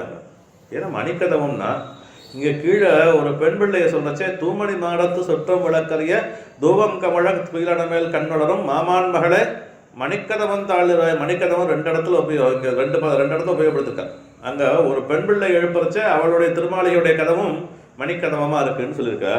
அப்போ சாதாரண ஒரு கோபஸ்திரியுடைய திருமாளிகை கதவே மணிக்கதவாக இருக்கிறச்ச கண்ணனுடைய திருமாளிகை இந்த மணிக்கதவாக இருக்கிறதுக்கு ஏதாவது எது உண்டான ஆக்ஷேபனா உண்டான அது கைமுத்திக நியாய சித்தம். அதுவே இப்படி இருக்கிறச்ச கோபஸ்திரியுடைய திருமாளிகையுடைய கதவே மணிக்கதவமாக இருக்கிறச்ச கண்ணனுடைய திருமாளிகை கதவு நிச்சயம் மணிக்கதவமாக தான் இருக்கும். ரத்தன கச்சிதமான வாசலாக இருக்கு. ஏன்னா மாடங்கள் எல்லாம் எப்படிப்பட்டதா இருக்கு. இந்த பெண்ணுடைய அரண்மனை, இந்த பெண்ணுடைய திருமாளிகை எப்படி இருக்கு? தூமணி மாடத்து சுற்றும் விளக்கறியன்னு. கண்ணனுடைய திருமாளிகை துவளில் மணிமாட மூங்கு தொலைவில்லி மங்களம் தொழுமைவளை நீரணை அன்னமே உமக்கு ஆசை இல்லை அப்படின்னு காமிக்கிறச்சு. துவளில் மணிமாடம் அப்படின்னு மணிமாடம், இங்கேயும் மணிமாடம் இருக்கு, அங்கேயும் மணிக்கதவம் இருக்கு, இங்கேயும் மணிக்கதவம் இருக்கு. மணிக்கதவன் தாழ் திறவாய். சரி, மணிக்கதவன் தாழ் திறவாய்னா இவ்வளோ தூரம் வந்துட்டல எங்களுக்கு மணி கதவுக்கும் மிச்ச செவுத்துக்கும் வித்தியாசம் தெரியல, அவ்வளோ ஆச்சரியமாக இருக்குது. அதனால இதில் எங்கே தாள் இருக்குது, எப்படி திறக்கணும் அப்படின்னு எங்களுக்கு தெரியல, சின்ன பிள்ளைகள் நாங்கள், அதனால் நீயே திறந்து விடணும்னாரு. உடனே அவன் கேட்டோன்னா எல்லாம் சொத்தான், நீங்கள் யார், எதுக்காக இங்கே வந்தீங்க, இப்படி அர்த்தராத்திரியில் வந்து கதவை தரேன்னு சொல்லிடுறே, என்ன வேணும்னு கேட்டான். ஏன்னா துவாரபாலகனுடைய வேலை அதுதானே. நாங்கள் யாருன்னா ஆயர் சிறுமியர் அப்படின்னாங்க. ஆயர் அப்படின்னொன்னே நான் எங்களை கண்டு பயப்படாத, நாங்கள் சூர்பனகையை போல வந்த பெருமாளை நலிய வந்தவர்கள் அல்ல. பெருமாளை கல்யாணம் பண்ணிக்கணும், சீதையை சம்ஹாரம் பண்ணி சீதையை நான் சாப்பிட்றேன்னு என்னை கல்யாணம் பண்ணிக்கணும். யார்? சூர்பனகை வந்து ஜனஸ்தானத்தை வந்து பெருமாள் இடத்துல கேட்டேன். அதனால் அந்த வியாபர்த்தி சூர்பனகையோட வேறானவர்கள்ங்கிற தோற்றதுக்காக ஆயருங்கிற சப்தத்தை சொன்னார்கள். சரி, ஆயராக இருக்கலாம், பூதனை பெருமாளை சம்ஹாரம் பண்ண வச்சு ஆயர்களுடைய வேஷத்தில் தானே வந்தார். அப்படின்னா பத்தியா எங்களுக்கெல்லாம் நாங்கள் இன்னும் பருவமே வரல, பூதனை பால் கொடுக்கறதுக்காக ஸ்தனங்களோடு வந்தால் நாங்களாம் சின்ன பிள்ளைகள், எங்களுக்கு இன்னும் ஸ்தனமே உண்டாகலை, முளை எழுந்த பாடு இல்லை எங்களுக்கு, அதனால் பால் கொடுத்து உங்கள் அண்ணனை கொல்ல மாட்டோம் நாங்கள். ஆயர் சிறுமியர், சிறுமியர்கிற சப்தத்தினால பூதனா வியாபர்த்தி, ஆயர்கிற சப்தத்தினால சூர்பனகா வியாபர்த்தி. ஆயர் சிறுமியரோ மமக்கு இப்படிப்பட்ட எங்களுக்கு. ஆயர் சிறுமியர்னு சொன்னாலே கண்ணனுக்கு ஏதாவது நோய் வந்தால் வயிறு பிடிக்கக்கூடிய சுபாவம் உடையவர்களான எங்களுக்கு. அப்படி எங்களுக்கு கண்ணனை தவிர வேற ஒன்றும் அறியாமல் இருக்கக்கூடியதான எங்களுக்கு ஆயர் சிறுமியரோமுக்கு அரை பறை மாயன் மணிவண்ணன். அரை பறை நாங்கள் கேட்டதான இந்த வாத்திய விசேஷம் இல்லை பகவத் கைங்கரியத்தை, இந்த கைங்கரியமாகிற பறை, இந்த பிரயோஜனத்தை, பரம பிரயோஜனத்தை யார் கொடுக்குறேன்னு சொன்னான். கொடுக்குறவன் சாமானியம் இல்லை, மாயன். மாயன்னா என்ன அர்த்தம்? ஆச்சரியமான சேட்டிதங்களை பண்ணக்கூடியவன். மாயனுங்கிற சப்தத்துக்கு காரணத்துவம், மாயாந்த பிரகிருதி வித்யா மாயினந்து மகேஸ்வரம்ங்கிறது வேதம். அப்போ இந்த லோகத்தெல்லாம் சிருஷ்டி பண்ணக்கூடியவன் அர்த்தம் மாயனுங்கிற சப்தத்து. அந்த சர்வேஸ்வரன் எப்படிப்பட்டவனாக இருக்கான்? உள்ள திருமாளிகை மணியாக இருக்குது, மணிமாடமாக இருக்குது, கதவோ மணிக்கதவமாக இருக்குது, உள்ளுக்குள்ளே இருக்கிறவன் யாரு? மாயன் மணிவண்ணன், விடவண்ணாத அழகு.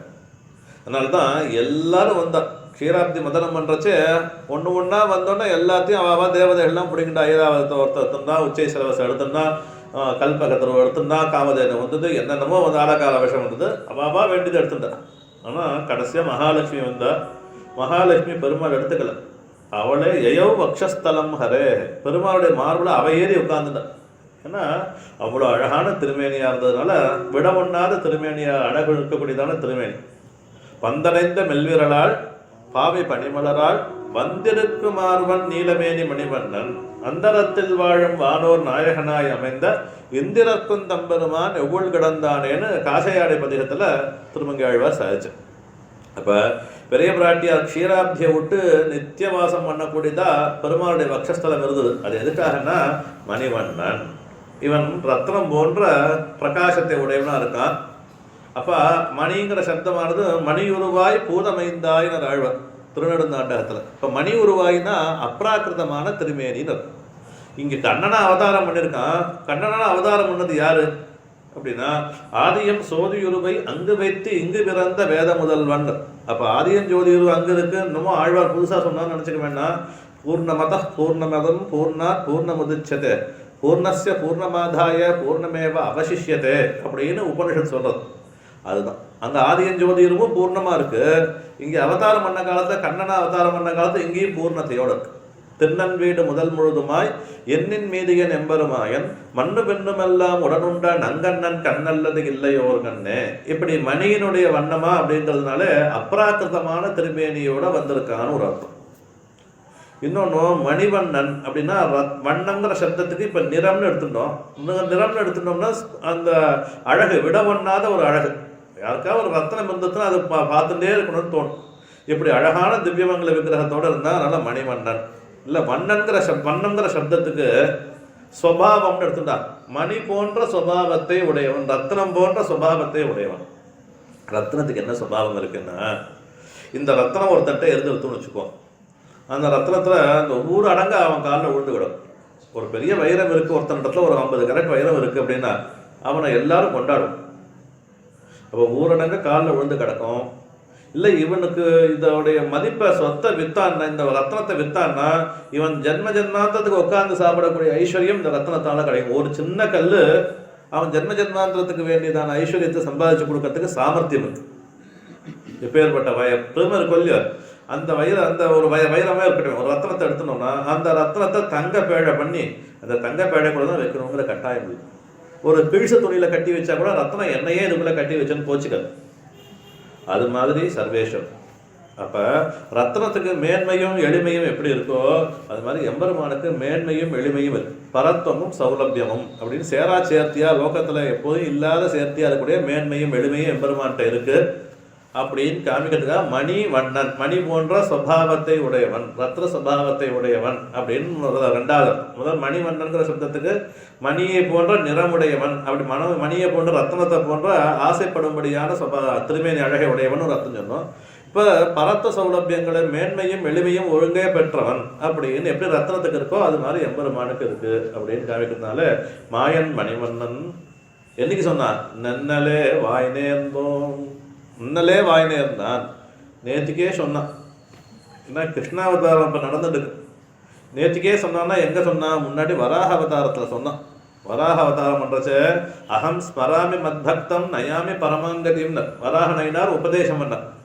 எங்கள் பூமி பிராட்டியை உத்தேசம் பண்ணி லோகத்துக்கு பரமஹிதமாக இருக்கக்கூடியதான இந்த பிரபத்தி மார்க்கத்தை உபதேசம் பண்ணுறச்ச நீ என்ன ஒரு தடவை சௌக்கியமாக இருக்கச்சே என்ன ஒரு தடவை நினச்சிக்கோ. தாது சாமியே விஸ்வதே ஸ்மர்த்தா விஸ்வரூபஞ்ச மாமஜம் ததஸ்தம் ரியமானந்தும் காஷ்டபாஷான சன்னிபம் அகம் ஸ்மராமி மத்பக்தம் நயாமி பரமாங்கதிம். நான் அவனை அழைச்சிட்டு போறேன். அதனால்தான் பாசி தோத்து கிடந்த பார்மகக்கு பண்டொரு நாள் மாசுடம்பில் நீர்வாரா மானமிலா பண்ணியா தேசுடைய தேவர் திருவரங்க செல்வனார் பேசியிருப்பனகள் மெய்மை பெருவார்த்த பண்டரங்கர் தாம்பனித்த மெய்மை பெருவார்த்தை விட்டு சித்தர் கேட்டிருப்பர். இப்படிலாம் நாச்சியார் திருமொழியில் நாச்சியார் இப்படி ரங்கநாதன் தான் வராகன அவதாரம் பண்ணான் அப்படின்னு காமிச்சான். சரி, இப்போ வராகனாரா நன்னலே வாய்னேன் தான். அதுக்கப்புறம் அடுத்த அவதாரமாக இருந்த சக்கரவர்த்தி திருமகன் அவதாரம் பண்ண காலத்துலையும் விபீஷண சரணாகதியில் என்னை ஆசிரியிச்சா நான் எல்லார்ட்டையும் காப்பாற்றுறேன்னு சகரதேவ பிரபன்னாயங்கிற ஸ்லோகமாக பெருமாள் உபதேசம் பண்ணான். இன்னைக்கு கைங்கரியம் கொடுக்குறேன்னு இன்னைக்கு சொல்லலை, வராக அவதாரத்திலே சொல்லியாச்சு. அப்போ மத்ஸ்ய பூர்வம் 3வது அவதாரத்திலே சொல்லியாச்சு இந்த கதை. அப்புறம் ராமனாவதாரம் பண்ணுறச்சே சொல்லியாச்சு நன்னலே வாய்னே இருந்தான். அப்போ தரேன்னு உடனே சொன்னார்களா, இல்லை நான் பெருமாள் திருப்பள்ளி உணர்ந்தது இப்போ கண் வளர்ந்துருக்கார், பெருமாள் எழுந்துட்டோன்னா கேட்டு வாங்கி தரேனாராம். நீ வாங்கி தர வேண்டாம்பா, நேற்றையே கொடுத்துட்டா நீ ஞாபகப்படுத்து. ஸ்மாரையே நது சிக்ஷையே. சீதை சொன்னா ராமன் இடத்துல, சுவாமி உமக்கு தர்மத்தை சொல்ல வேண்டியதில்லை, இருந்தாலும் ஞாபகப்படுத்த வேண்டியது என்னுடைய கர்த்தவியம், அதனால உமக்கு ஞாபகப்படுத்துறேன்னு சொல்லி ஆரண்ய காலத்தில் ஸ்மாரையே நது சிக்ஷையேன்னு. உங்களுக்கு இது செய்ய அது செய்யாதுன்னு சொல்கிறதுக்கு எனக்கு யோகியதை இல்லை, இருந்தாலும் உங்களுக்கு ஞாபகப்படுத்தலாமோ இல்லையோ. அதனால் நீ போய் ராவணனுக்கும் நமக்கு சம்மந்தம் இல்லையே, நாம் எதுக்கு அவனை பகைச்சுன்னு அவனை கொல்றேன்னு நீ சங்கல்பம் பண்ணேன்னு சீதை கேட்குறான். அப்போ இந்த வாக்கியம் வருது, ஸ்மாரையே நது சிக்ஷையேன்னு.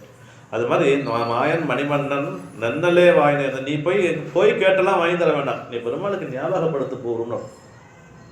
சரி, நீங்கள் எப்படி வந்தால் பாவசுத்திக்காக, இவருடைய பாவசுத்தி எப்படி இருக்குன்னு கேட்கறதுக்காக பேசாமல் இருந்தான். தூயோமாய் வந்தோம், நாங்களோ தூயோமாய் வந்தோம். தூயோமாய் வந்தோம்னா திரிகரண சுத்தியோடே வந்தோம்.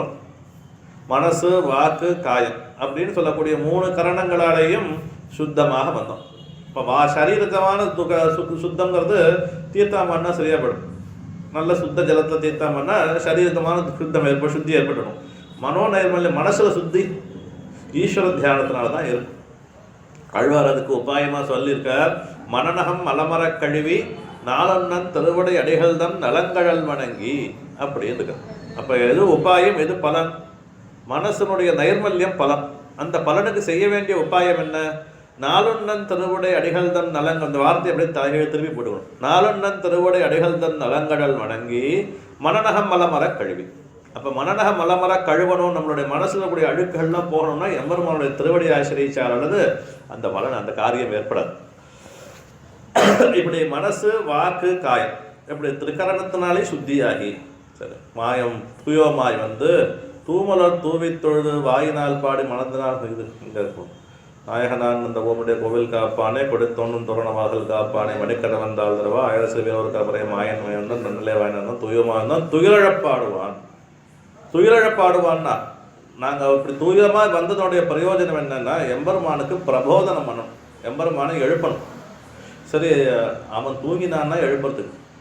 அழ்வர் உறங்குவான் போல் யோக செய்த பெருமான், உறங்குவான் போல இருந்தானே தவிர அவன் உறங்கிடலை. அப்படி இருக்கச்ச தூயமாய் வந்தோம் துயிலழப்பாடுவன். அவனுக்கு என்ன துயில் எழுப்ப? எப்போதும் நித்திய ஜாகரனாக இருக்கக்கூடிய ஜாகிரதனாக இருக்கக்கூடியவனுக்கு என்ன எழுப்ப வேண்டியிருக்குன்னு கேட்டால், அதாவது நீ என்னை சேர்ந்தவன், நான் உண்மை சேர்ந்தவன், நீ என்னை கை கொள்ளணும்னு எம்பெருமான்ட்ட பிரார்த்திக்கிறது இருக்க. நம்ம விஷயத்தில் எம்பெருமான் தூங்கின சுத்த பிராயனாக இருக்கான். சரி, ஏதோ கர்மகத்தமாக ஏதோ விஷயங்களை சுக துக்கங்களை அனுபவிக்கட்டோடு இருக்கான். அப்போ அந்த எம்பெருமான்கிட்ட போய் நான் போய் சொல்லணும், நான் உண்மை சேர்ந்தவன், உம்ம இடத்துல வந்திருக்கேன், நீர் எல்லாத்தையும் உம்முடைய திருவடிகளாக மத்ரக்ஷண பரஹா மத்ரக்ஷண பலந்ததா நமம ஸ்ரீபதிரேவே ஆத்மானம் நக்ஷிபேத்புதா அப்படின்னு எம்பெருமானிடத்துல ஆத்மாவை சமர்ப்பித்து எம்பெருமான்கிட்ட பார்த்து நீ என்னை கை கொள்ளணும், உன்னுடைய வஸ்து நீ கை கொள்ளணும்னு பிரார்த்திக்கும். சரி, இது என்ன கேள்வி? இந்த வஸ்து எம்பெருமானோடு தானே, இந்த ஆத்மாங்கிறது எம்பெருமானை சேர்ந்து, அந்த எம்பெருமானை சேர்ந்த ஆத்மாவை நீ எடுத்துக்கணும்னு நம்ம கேட்கணுமான்னு. அந்த பொருள் இருக்கு, நம்மகிட்ட ஒரு சாமான் இருக்குன்னா அந்த சாமான் என்ன, ஒரு வண்டியே இருக்கு, நீ என்ன ஓட்டிட்டு போன அந்த வண்டி கேட்குமான்னு நம்ம வேணும்னா எடுத்து உபயோகப்படுத்திக்க வேண்டியது தானே. அப்படி கட்சி இந்த ஆத்மா கேட்கணுமான பெருமாள் இடத்துல கேட்க வேண்டியது இல்லையே. அதனால அந்த அப்போ எம்பெருமானுக்கே வேணும் கழிச்சே கூட்டிட்டு போறான் அப்படின்னு நின்றுடலாமே அப்படின்னு கேட்டால், இதுக்கு ஒரு கதை ஒன்று சொல்கிறோம். அது எப்படி கொடுக்கலாமா? அப்படி அந்த நம்மளுடைய ஆத்மாவே நம்மளே திருப்பி கொண்டு போய் கொடுக்கறதுங்கிறது நியாயமா? நீயும் திருடின்னு வந்துட்ட இந்த ஆத்மாவை, இந்த ஆத்மாபகாரம்னு ஒன்று பண்ணிட்டோம். ஏன்னா இந்த ஆத்மாவை என்னோடதுன்னு நினச்சின்னு திருடின்னு வந்தாச்சு. இதை போய் திருப்பி கொடுக்கறது நியாயமானா அதுக்கு தேசிகன் ரகசியத்திரை சார்ந்த ஒரு கதை சொல்கிறோம். ஒரு பெரிய தேசம், அந்த ஊரில் ராஜா ராஜ்யம் பண்ணிட்டு இருந்தான். அவனுக்கு ஒரு கர்வம் இருந்தது. என்ன கர்வம்னா, தான் ரொம்ப நன்னா ராஜ்யம் பண்ணுறோம், நம்மளுடைய ராஜ்யத்தில் திருட்டு பயமே இல்லை. நமேஸ்தேனஹா அப்படின்னு இந்த கேகய ராஜா அஸ்வபதி சொன்னான். அது மாதிரி என்னுடைய தேசத்தில் திருட்டு பயமே இல்லைன்னு ராஜாவுக்கு ஒரு தைரியம். அதனால கர்வமாக இருந்தான். அப்போ அந்த தன்னுடைய கர்வத்தை லோகத்துக்கு பறைசாற்றணும், தனக்கு இருக்கக்கூடியதான அந்த சிறப்பை பறைசாற்றணும்னு ஆசைப்பட்டோம். அப்போ அதனால் தண்டோரா போட்டான். என்னென்னா ஒரு அழகாக வசந்த ஒரு ரத்னாகாரம் பண்ணியிருக்கான். இந்த ரத்னஹாரம் நான் பண்ணியிருக்கேன், எந்த புத்திசாலியாவது இந்த களவாடிட்டானோ என்னுடைய அரண்மனையிலேருந்து அவனுக்கு பாதிராஜ்யத்தை தரேன் நான். இந்த விஷயம் அந்த ஊர் பக்கத்து ஊரில் கூட ஒரு திருடன் காலில் விழுது. ஓஹோ, ராஜாவுக்கு இப்படி ஒரு நினப்பு இருக்கா, அது எப்படியாவது திருடுறதுன்னு அவன் முடிவு பண்ணிட்டான். உடனே என்ன பண்ணான், தினம் இந்த ஊரில் கோட்டை வாசலில் போய் நிச்சயம் இந்த வாசக்காக்கவனுக்கு போய் தினம் மோர் கொண்டு போய் கொடுக்கறது, ஜலம் கொடுக்கறது, இப்படி கொஞ்சம் கொஞ்சமாக அவனை பழக்கிட்டான். அவனை படைக்கின்றா எவ்வளோ தூரம் படைக்கின்றான்னா, இவன் சாப்பிட்ற போச்சு இவன் கையில் ஈட்டியை கொடுத்துட்டு போவான், அந்த மாதிரி படைக்கின்றான். இப்படி கொஞ்ச நேரம் கொஞ்சம் ஆச்சு இப்படி உள்ளே போனால், அப்படி கொஞ்சம் ஆச்சு உள்ளே போனால் ராஜா கிட்ட ரொம்ப அந்தரங்கமாக பழக ஆரம்பிச்சிடும். அந்தரங்கமாக பழக்கினவன் எவ்வளோ தூரம் அந்தரங்கத்தை வந்ததுன்னா, ராஜா இவன்கிட்டேருந்து இவனோட கருவூல சாவியை ராஜாக்கிட்டேருந்து இவன் வாங்கிட்டு போய் திறந்து சாமான் எடுக்கிற அளவுக்கு இவன் ராஜாக்கிட்ட பழகிட்டான். பழகினா முதல்ல போய் அந்த நகையை பார்த்தான், எப்படி இருக்குது அப்படின்னு பார்த்துனான். அதே மாதிரி ஒரு டூப்ளிகேட் ஒரு நகை பண்ணான். ஏன்னா எடுத்துன்னு வந்துடக்கூடாது இல்லையோ, எடுத்துன்னு வந்தால் தெரியாது இல்லையோ. அதே மாதிரி நகையை பண்ணான். நகையை பண்ணி கொண்டு போய் இந்த நகையை வச்சு அந்த நகையை தூக்கி வந்துட்டான். ராஜாவுக்கு என்ன, இப்போ நம்ம நகை இன்னும் திருட்டு போகல, நம்மள்ட்ட தான் இருக்குன்னு நினச்சிட்டு இருக்கான். ஆனால் இவன் என்ன பண்ணிவிட்டான், அந்த நகையை திருடின்னு வந்துட்டான். ஆமாம், இவனுடைய ராஜாவுக்கு சம்பந்தியாக இருந்தாலும் ராஜாக்கிட்ட நித்தியம் பழகினா கூட தன்னுடையதான எளிமையாக காமிச்சுக்கணும்னு நினைப்புனால அவன் இருந்த பழைய குடிசை வீட்டிலே இருந்துட்டு இருந்தான். நகையை திருடின்னு வந்தாச்சு. அந்த நகையை என்ன பண்ண முடியும், எங்கே கொண்டு வைக்க முடியும்? தன்னுடைய வீட்டிலே ஒரு இடத்துல குழியை தோண்டி புதைச்சான். அது மேலே பாயை போட்டுன்னு படுத்துட்டு இருந்தான். ஒரு நல்ல ஒரு கடைக்கண்ணிக்கோ ஒரு கல்யாணத்து காட்சிக்கு இந்த நகையை ஆம்படையாளுக்கு போட்டு அழகு பார்த்து அழிச்சுன்னு போக முடியல. சரி, அதுதான் முடியாது, கடையில் கொண்டு போய் விற்றுப்படலாம் அப்படின்னா இது ஏதலா? உனக்கு குடிசை வீட்டில் இருக்கிறவனுக்கு வைர நகை ஏதலான்னு கேள்வி கேட்பான். அதனால் விற்கவும் முடியாது. அப்போ அதான் யோசித்து பார்த்தானோ, ஏதோ நம்ம ஒரு வேகத்தை திருடிட்டோம், இந்த நகையினால் நமக்கு எந்த விதமான பிரயோஜனம் இல்லை. பொண்டாட்டிக்கும் போட்டு அழகு பார்க்க முடியல, இந்த நகையை விற்றும் சாப்பிட முடியல. இது நம்மள்கிட்ட இருக்கிறது ராஜாட்ட கொடுத்தா பாதி ராஜ்யமாவது, ஒரு நாளைக்கு 2 நாள் ஜெயிலில் போட்டால் கூட பாதி ராஜ்யம் கொடுக்குறேன்னு ராஜா வார்த்தை கொடுத்துருக்கான். அதனால் அதுவாது கிடைக்குமேன்னு நினச்சினான். நேரம் ராஜா கிட்ட கூட அப்போ ராஜாட்ட நன்னா பழகிட்டு இருக்கானோ இல்லையா, ராஜா என்னை மன்னிச்சிடுங்க, நான் தான் திருடன் தான் அப்படின்னு தன்னுடைய விருத்தாந்தங்கள்லாம் சொல்லி இந்த அவங்களுடைய நகை இங்கே இருக்குப்பான்னு கொடுத்தான். ராஜா வாங்கினா அவனுக்கு ராஜ்யத்தை கொடுத்தான்னு கதை. இதில் இந்த திருடன் தான் நம்பலாம். இந்த நகைங்கிறது ஆத்மா, இந்த ராஜா சர்வேஸ்வர். நம்ம சர்வேஸ்வரனுடைய இந்த ஆத்மாவை சொத்தான இந்த நகையை நம்மளோடதுன்னு நினச்சி திருடின்னு விட்டோம். அப்போ திருப்பி நமக்கு இந்த நகையினால் எந்த பிரயோஜனமும் இல்லை. அதனால் நம்ம என்ன பண்ணணும், அதை எம்பெருமான்ட்ட திருப்பி கொடுக்கணும். அதுக்கு தான் பிரபத்தின்னு. தூயோமாய் வந்தோம் துயிலழப்பாடுவான். இப்போ கொண்டு போய் நீ இதனால் ஒரு ராஜா விஷயத்தை தூங்கிட்டு இருந்தான், அவனுக்கு எழுப்பி இருந்தா உன்னோட நகை நான் திருவிட்டேன் பாருன்னு கொடுக்குறானோ இல்லையா. அப்போ பிரபத்தி ஆத்மாவை சமர்ப்பிக்க வேண்டியது கட்டாயம். ரகசியத்திரை சார்ந்து இந்த கதையை சொல்கிறோம். அதுதான் துயிலழப்பாடுவான். தூயோமாய் வந்தோம் துயிலழப்பாடுவான், வாயால் முன்னம் முன்னம் ஆற்றாதே அம்மா. நீ வேற எதையாவது சொல்லி நிறுத்திவிடாத, எங்களுக்கு கதவை திறந்து உள்ள விடுனா. உடனே சொன்னால் இவ்வளோ பாவசுத்தியோடு பேசுகிறேல, நீங்களே கதவை திறந்துன்னு உள்ளே போகலாமேன்னு சொல்ல, உடனே சொன்னார்கள், நீ நேய கநிலை கதவம் நீக்கு. இந்த கதவை தள்ளுறது எங்களால் போகாது. ஏன்னா நேயத்தினால் நெஞ்சன் நாடி குடிகொண்டான்னு அழுவம். இந்த பெருமாள் என்னிடத்துல எப்படி என்னுடைய பிரீத்தியால் இருக்கானோ, இந்த கதவு இருக்க நீ கண்ணனிடத்தில் இருக்கக்கூடியதான பிரீத்தினாலே கண்ணனுக்கு எந்த ஒரு ஹானியும் வராமல் அவனுடைய வாசலை காப்பாற்றுன்னு இருக்க. இந்த கண்ணனுக்கு, இந்த கதவுக்கு கண்ணனிடத்துல ரொம்ப பதிவு ஜாஸ்தி. எப்படின்னா அச்சேதனங்களுக்கு பரிவு இருக்கலாமா, ஞானம் உண்டான்னு கேட்டால், ராமனுடைய வியோகத்தில் அபி விருக்ஷாக பரிம்லானாக ச புஷ்பாங்குர கோரக்காக அப்படின்னு ராமனுடைய பிரிவினாலே அயோத்தியில் இருந்த மரஞ்செடி கொடி பூவெல்லாம் வாடி எப்படி நின்றுத்தோ, அது மாதிரி இந்த கதவு கண்ணன் இடத்துல ரொம்ப பிரீத்தியான கதவு. நீ அனுமதி பண்ணால் கூட அந்த கதவு திறக்காது. இது முன்னிலும் பரிவுடைய கதவு. அதனால எங்களால் தள்ள போகாது, நீயே திறந்து எம்பெருமான அனுபவிக்கும்படியாக எங்களுக்கு கொடுக்கணும் அப்படின்னு ஒரு வாசல் காக்கக்கூடியதான முதலைகள் இடத்துல சரணாகதி பண்ணுகிறார்கள். அதுக்கு மேலே நந்தகோபனை எழுப்ப போகிறார் நாளைய பாசுரத்தில். நாயகனாய் நின்ற நந்தகோபனுடைய கோவில் காப்பானே, குடித்தோன்னும் தோரணவாசல் காப்பானே, மணிக்கதவன் தாழ்நிறவாய் ஆயது சிறுவீரம் கரைபறை நாயன் மணிவண்ணன் நன்னலேவாய் நேர்ந்தான். துயோமாய் வந்தோம் துயிலழப்பாடுவான், வாயால் முன்னம் முன்னம் மாற்றாதே அம்மா. நீ நேய நிலைக்கதவம் நீ கேளோரெம்பாவாய். கவிதார்க்கிக சிம்ஹாய கல்யாண குணசாலினே ஸ்ரீமதே வெங்கடேசாய வேதாந்த குரவே நமः.